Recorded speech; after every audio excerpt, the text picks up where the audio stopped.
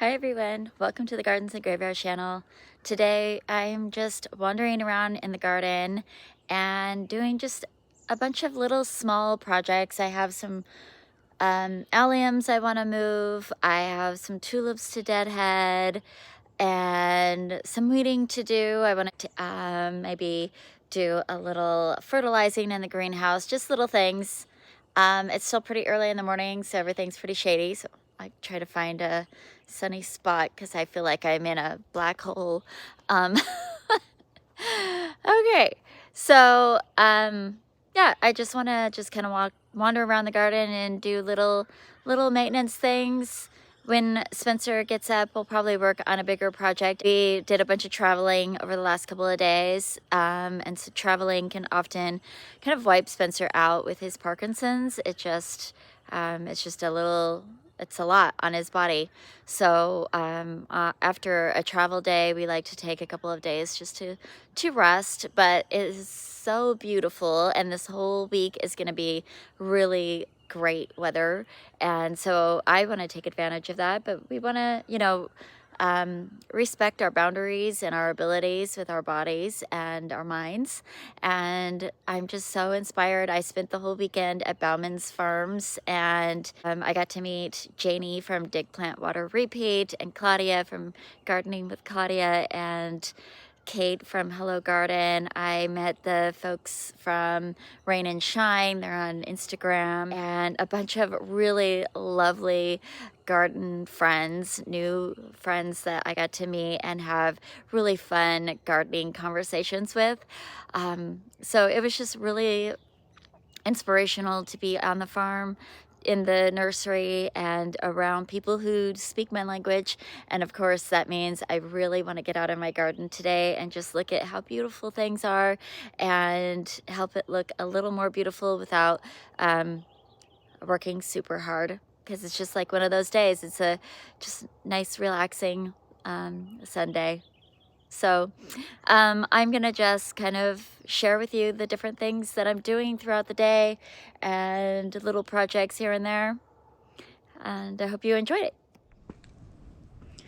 So the first thing that I'm gonna get done today is I'm gonna dig up these garlic and alliums. So we revamped our rose garden, and this space right here is becoming a walkway. So I want to clear any plants out of the walkway so we can mulch it and make it kind of official. But when the rose garden was configured in a different way, the garlic was planted close to rose bushes, and so now I still want to keep garlic in this area because I do find that I have less black spot and I don't deal with aphids. So what I want to do with this garlic right here, this is just like I don't know what kind of garlic it was. I planted it many years ago, but I want to dig it up. I want to divide it, and there's a little bit on the bottom of that rose bush there.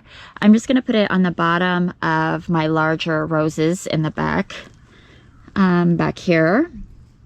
And then what I really would love to do is ring this bird bath with garlic chives. So that'll come, later. I have some catmint that I think would be really beautiful in this area. So I kind of want to play with layers of the garlic chives and the catmint in this area. But today we're just going to divide these up and put them at the base of the larger rose bushes. And then these alliums, I can't remember what ones they are, but they are so tall, like at least 5 foot tall, and they have these huge blooms. And I want to put them in a different area of the garden that have alliums. This is just this little clump right here, so I'll probably also divide those so that they can kind of spread out a little bit and live somewhere else.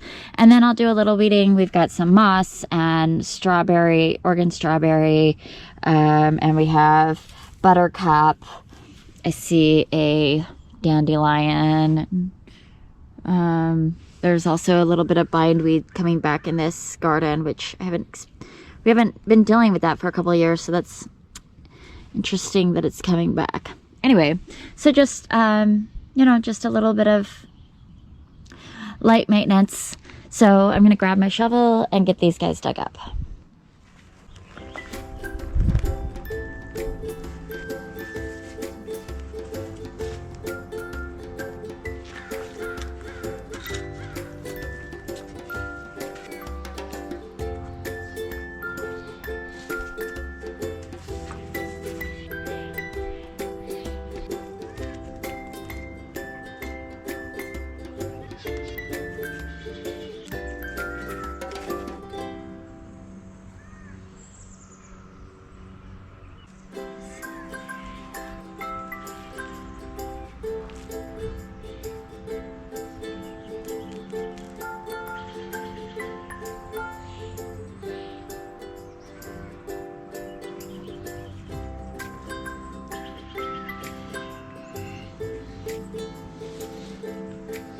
Turn that off if you want.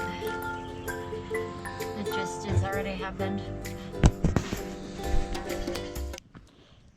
So from that one little clump, we got, I'm not going to count each individual, but 1, 2, 3, 4, 5, 6, 7, 8, 9, 10, 11, 12, 13, 14.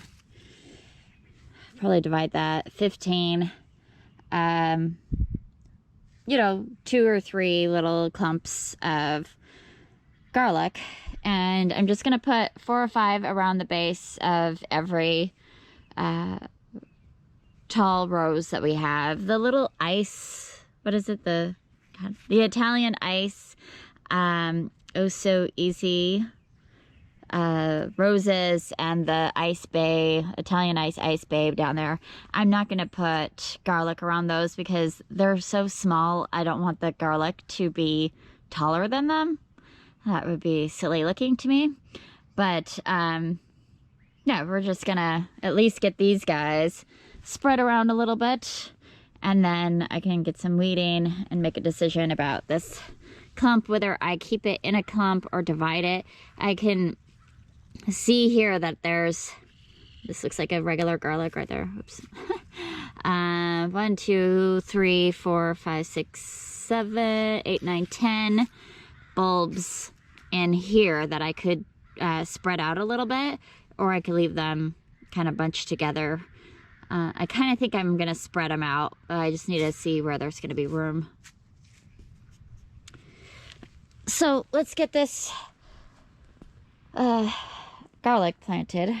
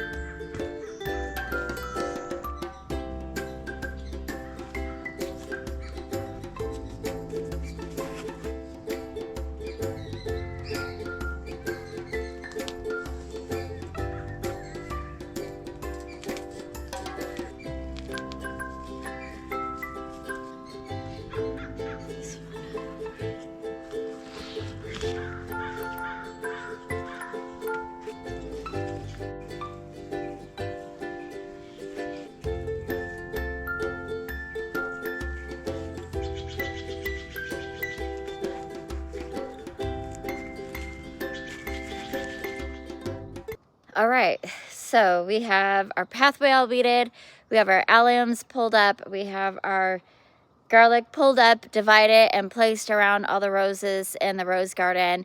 And then I got behind the roses, and I'm so excited because I pulled out the last little chunk of privet that I've been trying to get rid of in this garden since we moved here. We cut down this huge spindly privet tree.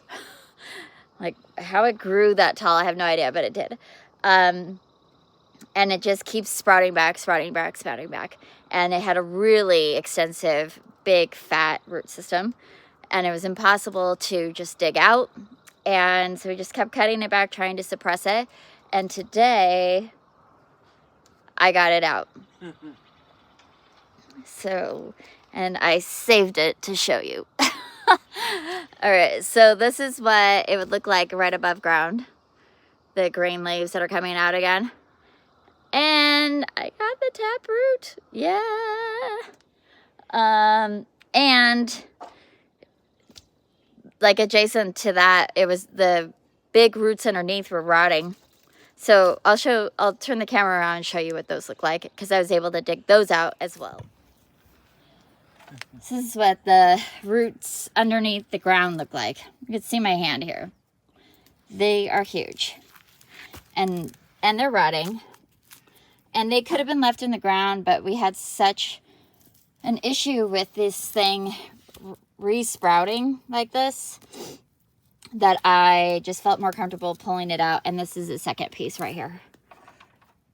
All of that. So we get to get rid of those. And I even got this root. Did I get all of it? Nope. I got a lot of it, of this blackberry that was growing underneath this power pole. So really hard to like dig around and, you know, get things out from underneath the power pole. And so it was, again, a matter of just suppressing and suppressing and suppressing. And today I was able to dig it out. And I have to say, it is a full moon, and the ground is moist. It's early in the morning. We're in the shade, and all of those elements are really conducive to pulling roots out of the ground. So if you have something, especially like a weedy patch that you want to deal with, under the full moon, early in the morning, it's a great time to weed. All right, so I'm going to grab my alliums. There's about 10 of them. We're going to do 5 underneath the sumacs and 5 in the back in the new butterfly garden. So let me show you where we're going to plant them, get them done, and see what's next. So these are the alliums that we pulled out.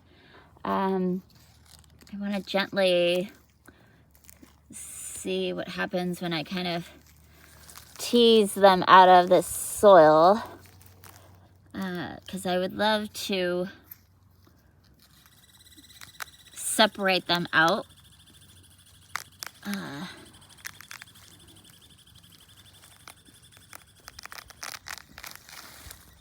So there's 2 right there.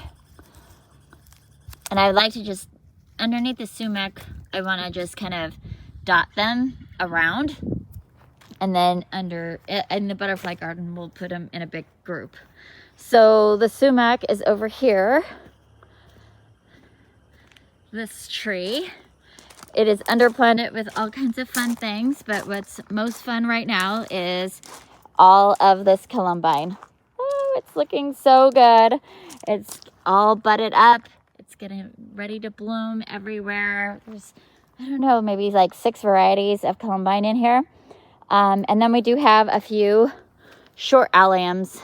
You could see that one right there. It blooms really close to the ground. So I would like to just kind of dot the really tall ones. Just like 5 around this area, just to bring some height underneath here until this leafs out. And I think the timing will be great. You can see that allium is ready to bloom. And then the tall alliums come after that. And it takes a little while for this sumac to leaf out in the spring.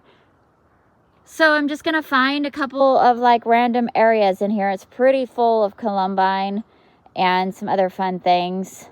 We do have a couple of alliums like in this little group right here. They're like medium-sized alliums. And then I have short alliums and like the roadside. But I'm going to do the tall ones just sort of dotted throughout. Hopefully that makes sense. It's exciting. There's so many buds everywhere. Like, look at all these. Look at them all. That's so fun. And the we planted this last year. The what is it? Oh, I always forget what these are called. Lily of the Nile. I'm seeing that slugs like it, so just keeping an eye on that. But there's new growth, and that's exciting that it did come back. And I just need to take care of it a little bit better.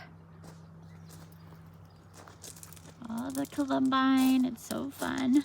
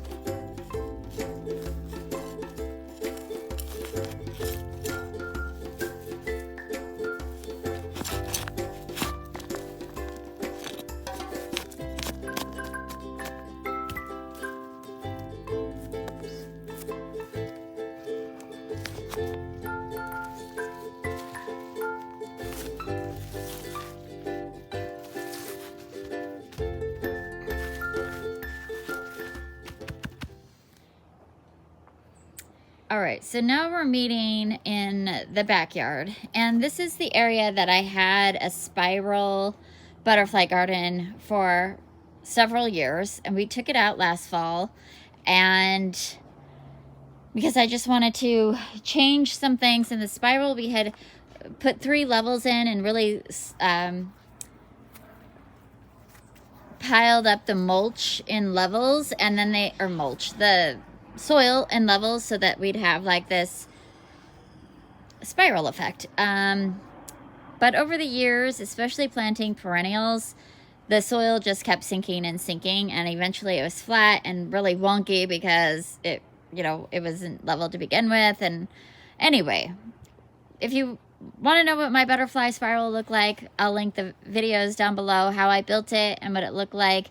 There's several videos about it, so we'll just make a little playlist for the butterfly garden. But now I'm changing it. I still want a butterfly garden, an area that is dedicated to pollinators. But I'd also love this area to contribute to cut flowers for myself. And I am going to be heavy on perennials because I don't want to have to create this garden over and over and over. So we recently changed how this all looks, and because we no longer have any dogs, so we were able to change some things and expand these beds underneath the rhododendrons, and we're going to start planting up underneath them. But from the edge of this grass line to the edge of this sidewalk in kind of a gentle swoop, I am going to use this space for pollinator plants. Currently we have a rhododendron. She has 1 more year in this space. If she does not bloom, she's going to get moved. She's supposed to be fragrant and white with a purple throat, and that's why she's planted on the back side of the moon garden next to the sidewalk, so we can smell her and we can see her in the moon garden. And she has not performed in this space, and this is the 3rd year. I don't even see any buds on it, so not counting on that. This little clump of grassy texture is Lucifer crocosmia, and it gets 5-6 feet tall with beautiful red blooms and dark burgundy red, almost black stalks. And then I have just like a little collection of pots. This is the black perennial cosmos that we dug out of the front yard recently. And then I've got a fuchsia back here in a pot. This just keeps getting moved, and I need to take things out of these pots and do something with them. Anyway, I don't know where the cosmos is going to go. It's a little bit shorter, but I do want these alliums, and I'm going to plant them in a little group. I have 5 alliums here. I'm going to divide them a little bit and just put them, you know, still in one clump, in one hole, but I'm going to give them a little bit of space to clump out further. And these guys get about 5 feet tall, so if these grow, or if they bloom at the same time, we'll have the little lollipop blooms from the alliums right here, and the crocosmia blooms all right here. And these will be our tall plants.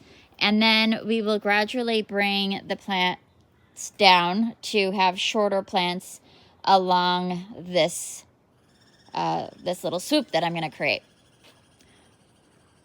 So I'm going to dig a little hole. We're going to put some bulb tone in there, espuma bulb tone, and then move on to another project. We're not going to get into this butterfly garden today, but we will be sharing this with you very soon. I have a bunch of plants in the greenhouse that are going to go in here, and I have some other ideas, so I'm really excited to get that reinstalled. Sorry.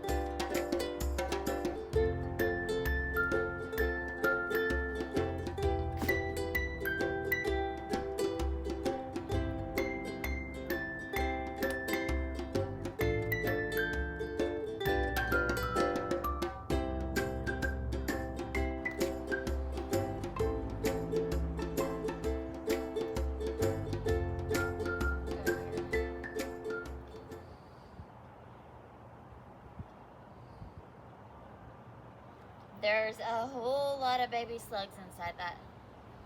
Baby slugs?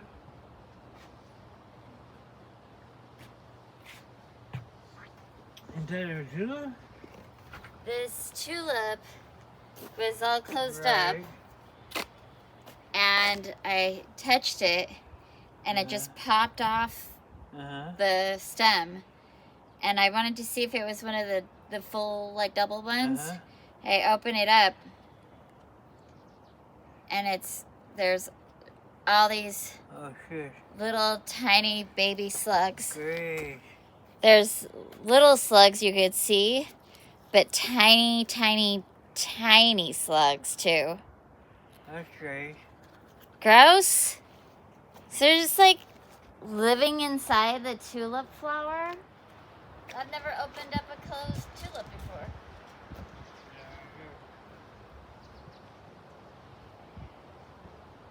Well, I mean,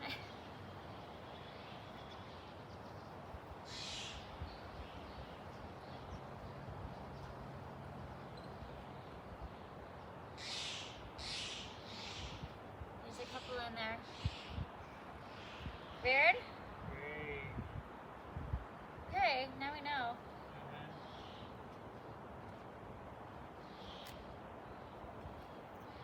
They're not, I mean, the ones that I've been cutting aren't like that, but they've been open. Weird. Strange.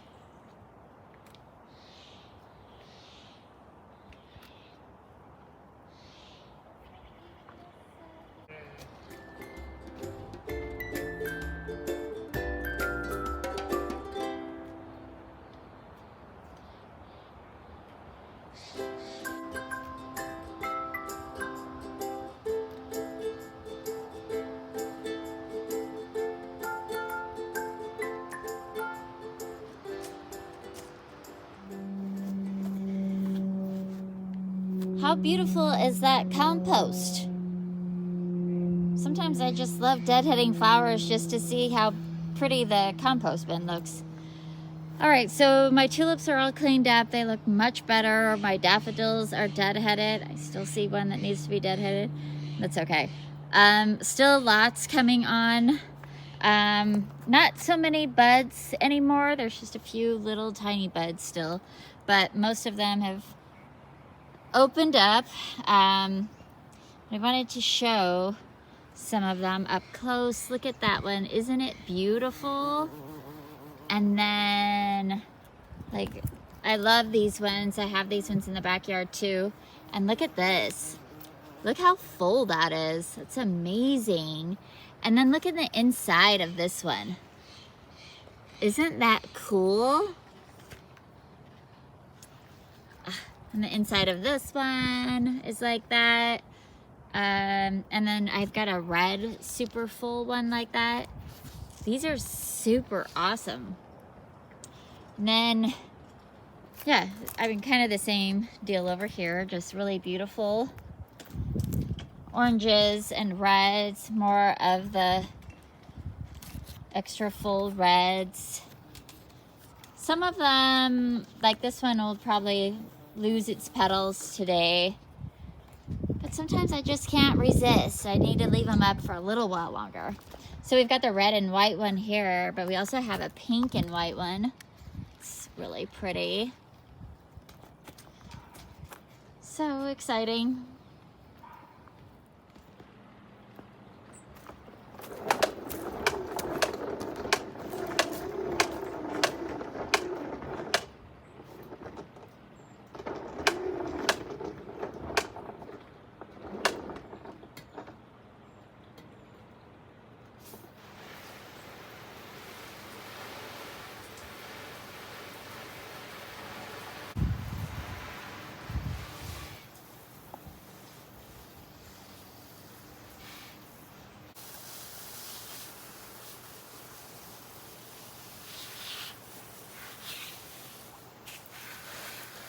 Had a few little random things done through the day, and we took a nice long midday break, and just rested and enjoyed ourselves. And then I came out here in the evening and watered and checked on my seedlings. That's gonna be it for today's video. It's just a little bit of random spring maintenance, slow and easy on a Sunday. And I hope you enjoyed it. I hope that you're celebrating your life, and I'll see you in the next video. Bye.